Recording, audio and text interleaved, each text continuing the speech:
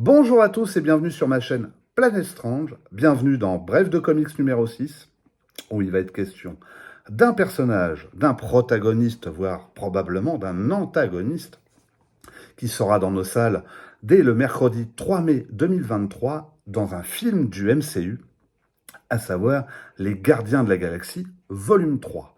Ce personnage s'appelle le Maître de l'Évolution. Alors, les profanes ne le connaissent pas, les fans le connaissent, mais il faut reconnaître que le Maître de l'Évolution a des origines assez complexes et il est souvent au cœur des origines d'autres personnages Marvel. Alors, sachez-le, Rocket Raccoon et le Maître de l'Évolution tel qu'on nous l'a vendu dans la bande-annonce, tout ça, c'est faux. Évidemment, il n'y a aucun rapport entre le Maître de l'Évolution et Rocket Raccoon. Voilà, le MCU et Disney+ ont décidé d'en faire autrement, ça les regarde. Donc, qui est ce fameux Maître de l'Évolution? Le Maître de l'Évolution s'appelle Edgar Widham. Il est apparu dans Thor 134 en novembre 1966. C'est une création de Jack Kirby et de Stan Lee. Le Maître de l'Évolution, donc Edgar Widham, est en fait un scientifique biologiste généticien anglais. Il a pour idée de faire évoluer les animaux en des formes de vie intelligentes ou humanoïdes, exactement comme l'homme.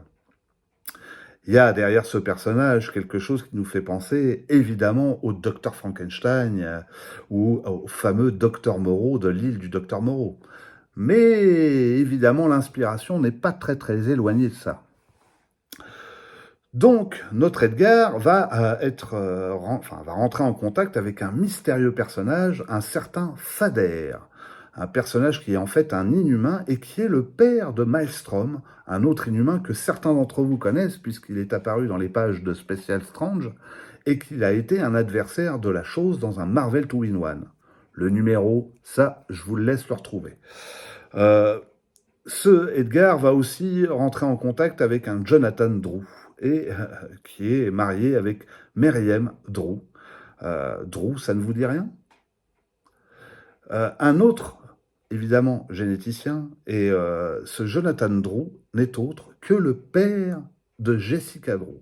Alors il faut savoir qu'Edgar et Jonathan et Meriem sont des gens qui sont natifs probablement de la fin du 19e siècle, voire le début du 20e siècle, puisque l'histoire se déroule en 1928.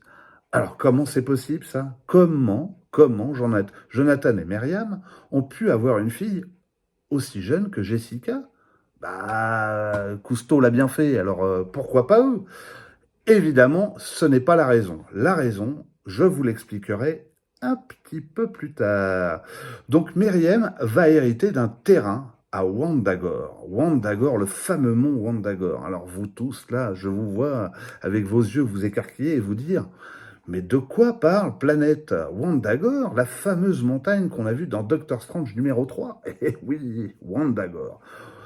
Et donc, Meriem, Edgar et Jonathan vont acheter ce terrain. En attendant, Edgar va vendre la maison de sa mère et les deux comparses vont trouver un gisement d'uranium qui va leur permettre de financer leurs recherches et de développer évidemment l'étendue de leur terrain de jeu et d'expérience. Ils vont racheter des terrains à leurs voisins, un voisin mystérieux, un baron très particulier, un certain Grégor Russov, avec un étrange secret, mais ça j'y reviendrai aussi. Donc nos comparses achètent ce terrain, construisent leur laboratoire, commencent leurs premières expériences, notamment sur un dalmatien, et ça finira plutôt mal, mais évidemment, un malheur ne vient jamais seul. Jessica, petite fille, se retrouve irradiée suite aux expériences des deux comparses. Évidemment, condamnée à mort, imaginez-vous bien, en 1931, il décide de la mettre en animation suspendue. Ce qui explique pourquoi on la retrouve plus tard aussi jolie et aussi jeune. Donc, une fois qu'elle est en animation suspendue, les comparses continuent leur expérience, mais voilà, un mystérieux loup-garou attaque Meriem, donc la maman de Jessica, et elle se fait tuer par ce loup-garou. Évidemment, Jonathan, fou de désespoir, décidera de quitter la base de Wandagore et Edgar continuera, lui, à faire ses expériences. Évidemment, il va engager un certain Howard Grafshed. Alors, excusez-moi si je le prononce mal, hein, parce que moi et l'anglais, un ingénieur qui va concevoir à l'intérieur du mont Wandagore une base futuriste assez incroyable. Et il va aussi engager un certain Miles Warren. Miles Warren, vous le connaissez, tous ou pas, sous un autre sobriquet, il a été le professeur de science d'un super-héros Marvel, peut-être même le super-héros Marvel, et certainement le super-héros Marvel le plus célèbre. Miles Warren n'est autre que le Chacal, donc l'ancien professeur de Peter Parker et évidemment ennemi de Spider-Man, connu aussi pour avoir cloné l'homme araignée. Donc Miles Warren va avec Edgar mettre au point un isotope, l'isotope B, et ils vont faire évoluer une première génération de nouveaux hommes, car c'est comme ça qu'ils vont les appeler, les nouveaux hommes, qui sont en fait des hommes animaux dans l'esprit de l'île du docteur Moreau. Donc, dans ceux qui sont plus ou moins connus, nous avons Bova, la sage-femme, qui est la femme vache, qu'on retrouvera plus tard au cœur d'origine d'un duo de jumeaux très célèbre de l'univers Marvel. Nous avons Tagar, qui est un tigre, et nous avons Porga, un cochon. Ce même Porga, comme certains membres, enfin premiers membres des Nouveaux Hommes, partiront sur la Terre pour justement découvrir la modernité. Et ça aura une importance pour une des rencontres qu'il va faire un peu plus tard. En attendant, Jonathan Drew réapparaît dans la vie d'Edgar, mais de manière très très différente. Il est possédé par un certain Manus. Manus, qui est en fait un disciple de la fée Morgane, qui explique, enfin l'esprit de Manus à travers le corps de Jonathan, explique que le mont Wandagore est en fait un piège pour un ancien démon, un démon très très ancien. Un démon du nom de Chton, dont j'ai déjà parlé dans un précédent bulle d'air. Je vous invite à aller faire un petit saut sur le bulle d'air concerné, qui concerne Marvel Horror, donc l'Omnibus, et qui doit être le bulle d'air numéro 10, si vous voulez en savoir plus sur ce démon. Donc Manus, qui vient de l'époque des Chevaliers de la Table Ronde. Après avoir averti Edgar, Edgar ne croira évidemment pas du tout à cette histoire de démon, car c'est un scientifique cartésien. Mais juste au moment où il va être confronté, encore une fois, à ce fameux loup-garou, et ce même loup-garou qui a tué Myriam, et qui fait que il va construire une armure pour se protéger du loup-garou. Une fois qu'il a construit cette armure, il réussit à enfermer le loup-garou et va découvrir qu'il s'agit en fait de Grégor Russoff, donc le propriétaire à côté des propriétés que lui possède à Wandagore. Ce Grégor Russoff a une malédiction et évidemment il cherche par tous les moyens à redevenir humain. En fait, c'est un brave type qui est seulement sous le contrôle de cette possession démoniaque de loup-garou. Évidemment, Manus va parler du Darkot aussi, ce fameux livre maudit, maléfique, dont il a été question aussi dans Doctor Strange numéro 3. Ce Manus va entraîner les premiers nouveaux hommes à la chevalerie et va leur apporter un code d'honneur, un code lié aux chevaliers de la table ronde, ce qui explique aussi pourquoi on les appelle les chevaliers de Wandagore. Et malheureusement, dans les années 50, un soir terrible, un soir d'orage, Russoff va ouvrir la tombe de Chton. Chton va être libéré et les chevaliers de Wandagore vont l'affronter. Beaucoup d'entre eux vont périr, 17 sur 42 nouveaux hommes, donc 17 morts, mais malgré tout, ils réussiront à réenfermer Chthon à l'intérieur de la montagne. Seulement, une partie de son énergie va se dissiper au même moment où une certaine Magda, enceinte jusqu'aux dents et qui accouche de deux jumeaux, des jumeaux que vous connaissez tous sous le nom de Vif Argent ou la Sorcière Rouge, ou Wanda Maximoff et Pietro Maximoff.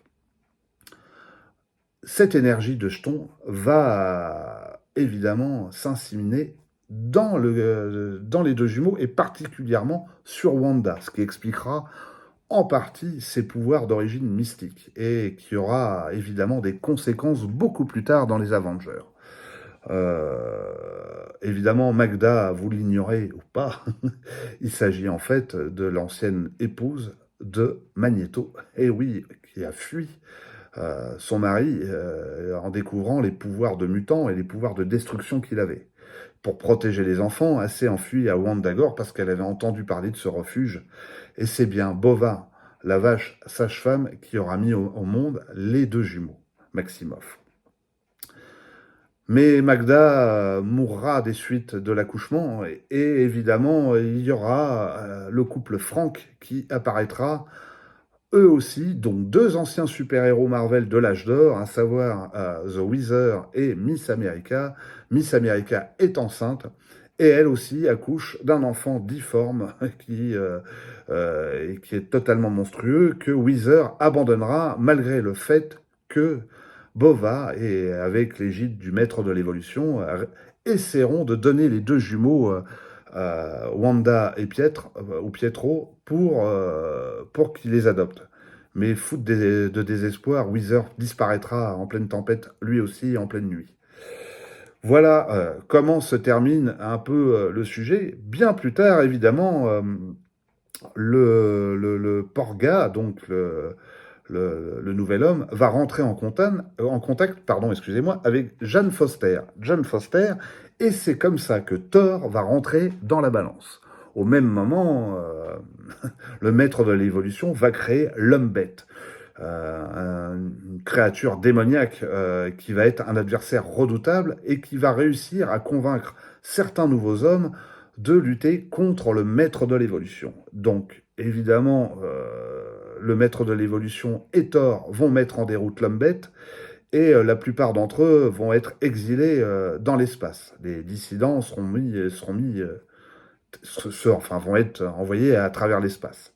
De là, évidemment, ils vont se réfugier dans la galaxie de Dromizana, où ils vont s'installer pour créer Wandagore 2.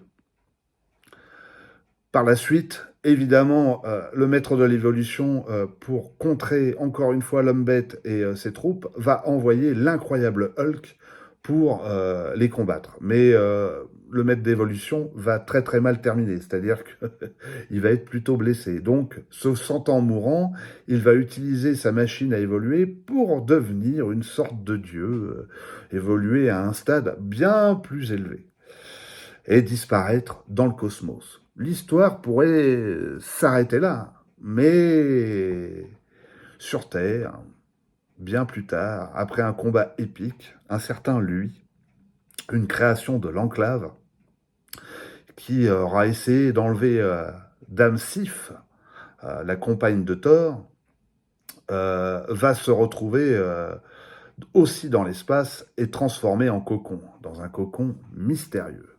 Et c'est le maître de l'évolution qui va le découvrir, car il aura repris sa forme humaine, et à l'intérieur de ce cocon, on trouve un autre personnage des Gardiens de la Galaxie, volume 3. Oui, oui, oui, il s'agit d'Adam Warlock. Adam Warlock rentre dans la danse. Et au même moment, le maître de l'évolution met en place son plan, à savoir l'opération Alpha, la création d'une nouvelle Terre. Une Terre qui ressemble exactement à la nôtre et qu'on appelle la contre-Terre. Elle se trouvera en opposition, en orbite autour du Soleil, mais en opposition de la nôtre, ce qui fait qu'on ne peut jamais la voir vue de la Terre. Donc, il va créer cette Terre dans un but bien précis. Il veut bannir le mal absolu. Il veut créer un monde où il n'y a pas de super-héros, où les hommes vivraient normalement un peu comme nous, sur notre propre planète. D'ailleurs, posons-nous la question, sommes-nous sur la contre-Terre ou sommes-nous sur la Terre? Je vous pose la question. Donc, sur cette contre-Terre, évidemment, une nouvelle fois, un de ses ennemis va réapparaître, l'homme bête, et va pervertir et apporter le mal sur Terre. Adam Warlock va devenir le défenseur de la contre-Terre et lutter contre l'homme bête. En sachant que derrière tout ça, le sous-texte, il y a quelque chose de très Nouveau Testament dans le récit. Adam Warlock passe un peu pour le nouveau Christ et finira d'ailleurs crucifié. Et l'homme bête pour le diable. El Diablo, évidemment. Bref, la contre-terre nous emmène par la suite que Adam Warlock partira, lui, vivre ses propres aventures beaucoup plus tard dans l'espace, mais ceci est une autre histoire. C'est là où j'arrête à peu près le résumé et les premières ébauches d'origine du Maître de l'Évolution, parce que évidemment ça continue, mais je vais pas tout vous raconter. Sachez que si vous voulez connaître les origines de Spider-Woman, vous pouvez les découvrir dans cette intégrale, mais en partie, puisque les origines qui vous sont racontées dedans ne racontent pas ce que je viens de vous dire. Et non, ça serait trop simple. Là, on vous explique que c'est une expérience de l'agence Hydra. Mais beaucoup plus tard, elle va découvrir que ses origines sont liées à WandaGore, et ça explique aussi pourquoi la fée Morgane en a beaucoup après Jessica Drew. Vous avez, en parlant des nouveaux hommes, cette intégrale Iron Man, où il est question d'un affrontement entre les chevaliers de WandaGore 2 contre les Rigéliens, une race extraterrestre vue dans Thor. Évidemment, les Rigéliens ont eu leur planète détruite et décident de coloniser WandaGore 2, et ça va pas bien se passer avec les nouveaux hommes. Concernant les origines de WandaVision, de Wanda Quicksilver, je vous retourne sur cette intégrale Avenger 1974, où il est question du début des origines, du début des explications dans un, alors si je dis pas de bêtises, ça doit être un annual, quelque chose comme ça. Attendez, on va essayer de retrouver. Il faut juste que je mette la main dessus. Voilà. Bon, c'est très simple, il y a le sommaire en même temps, hein. C'est pas fait pour les chiens. C'est dans un Giant Size Avenger numéro 1, qui est donc sorti en août 1974. Alors évidemment, on ne parle pas encore de Magneto, mais on y vient peut-être un peu plus et au fur et à mesure dans cette intégrale Avenger 1979, où on revient sur WandaGore, un récit dont je parle un petit peu évidemment dans le bulle d'air dédié au Marvel Omnibus Horror. Donc, vous pouvez là encore une fois voir WandaGore, le Darkot, Chton, la Sorcière Rouge. On réexplore un petit peu plus, on creuse un peu plus les origines de Vif Argent et de la Sorcière Rouge, pour enfin avoir une conclusion dans cette intégrale Avenger 1982-1983, avec la mini-série dédiée sur la Sorcière Rouge et la Vision, dont on découvre à la fin que papa, c'est Magneto, quoi, en gros. Hein. Donc, voilà. Concernant le Maître de l'Évolution, donc sa première apparition, vous pouvez la lire dans cette intégrale Thor 1966. Vous pouvez retrouver aussi le Maître de l'Évolution dans cette intégrale Hulk, qui est l'intégrale 1966-1968. Encore sur la Contre-Terre et toute la saga de la Contre-Terre avec Adam Warlock, vous avez le premier intégral dédié à Adam Warlock, qui est l'intégrale 1969-1974. Concernant toujours la Contre-Terre, je vous invite à lire aussi cette intégrale, l'intégrale des Fantastic Four 1976, le jour où Galactus s'intéressa à la Contre-Terre, et là, Ça castagne, mes amis, avec le maître de l'évolution, mais très sévère. Mais sachez-le, le maître de l'évolution ne gagne pas. Il ne peut pas gagner non plus contre tout, hein. Enfin, vous avez aussi cette intégrale, qui est l'intégrale Les Gardiens de la Galaxie 1977-1980, où on revient sur les Marvel 2-in-1, où elle, une espèce de sœur jumelle d'Adam Warlock, recherche le corps d'Adam Warlock, puisque à l'époque il était mort, et découvre que la contre-terre est enlevée par des mystérieux Beyonders. Et on retrouve encore une fois le maître de l'évolution. Enfin, pour terminer, si vous voulez en savoir plus sur l'ensemble du parcours de ce personnage, je vous invite à découvrir cet omnibus qui s'appelle The Evolutionary War. Dans cet omnibus, vous avez un crossover entre différentes séries. Le maître de l'évolution est de retour sur Terre, mais alors plus bête que méchant, mais surtout méchant, dans l'objectif de faire évoluer l'humanité à un stade supérieur. C'est pas sans conséquence, et ça va créer pas mal de friction avec pas mal de super-héros. Voilà. Bon, j'espère que l'émission vous a plu. Si elle vous a plu, n'hésitez pas à mettre un pouce bleu, à vous abonner, et puis je vous dis à bientôt dans un prochain Bref de Comics. Et n'oubliez pas, le Parigo, vaut mieux l'avoir sur YouTube. Bisous à tous!